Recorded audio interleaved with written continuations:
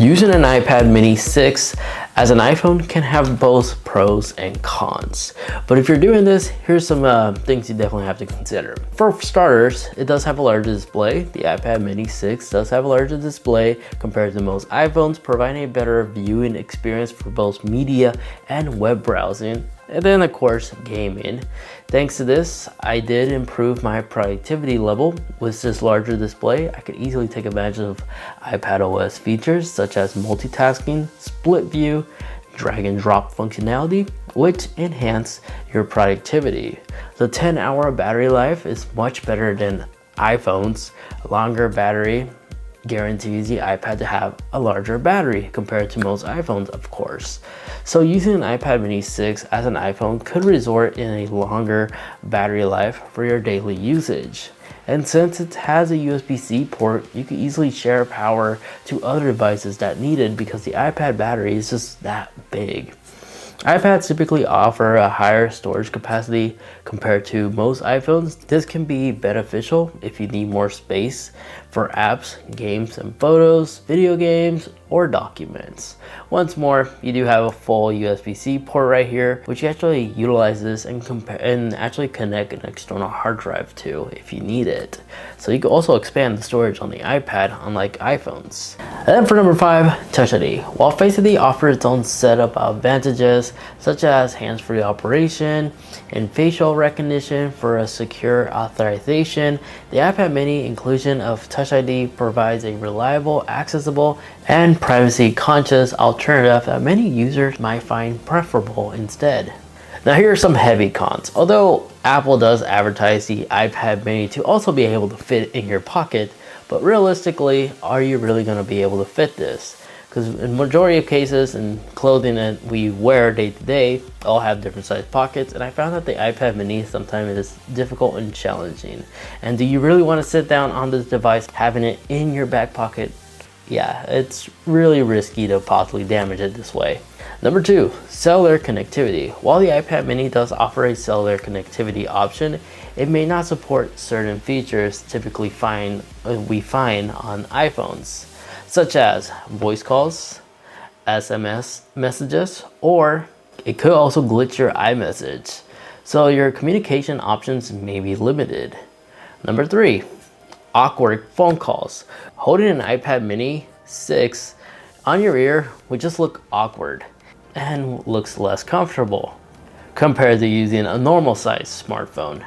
And then number 4, limited accessories. The iPhone has a variety of different accessories specifically designed for them, such as nightstands that support wireless charging connectivity, because the iPad mini does not support wireless charging, nor does it support MagSafe.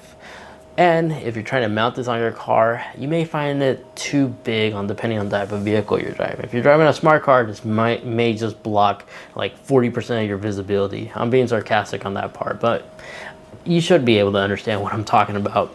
Not everybody is driving an H1 Hummer where they could fit a device this size to be able to fit properly without obstructing vision or visibility in general, compared to the many different cell phone mounts available for the iPhone. And then for number 5, the lack of a SIM card is a requirement. Unless you already have an iPhone, it doesn't have to be the latest model. Even an older iPhone will suffice as long as it has a SIM card connected to your iCloud account.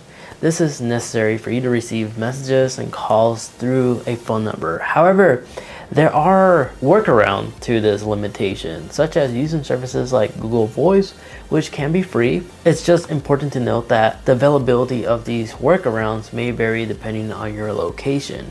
Number 6, not all apps support the iPad mini size, like Instagram is a fine example. I find it to be stretched and just giving us massive black bezels. So practicality wasn't really that convenient. They just made some iPhone supported apps on the iPad ugly because it just stretches out the pixels is one thing I noticed. And then unfortunately for number 7 is another limitation, is every phone call you will receive will automatically be set to speaker mode, as an iPad mini does not have a dedicated earpiece like most smartphones do. Unless you have a pair of headphones already connected to your iPad mini, all your phone calls will be in speaker.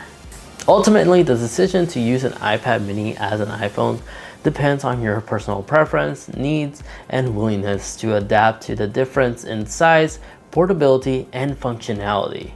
That's something I found based off this test. I personally couldn't do it, but I could definitely see some people, especially around the world, who have an iPad. You could definitely make it work if you really did try. The only thing I really enjoyed about this test was the stylus support of the second generation Apple Pencil. Even though the Apple Pencil is sold separately for like $120, at the time making this video, it's actually on sale for around $80 on Amazon, link in the description. The total cost still with the Apple Pencil and the iPad mini is still cheaper than of a new iPhone.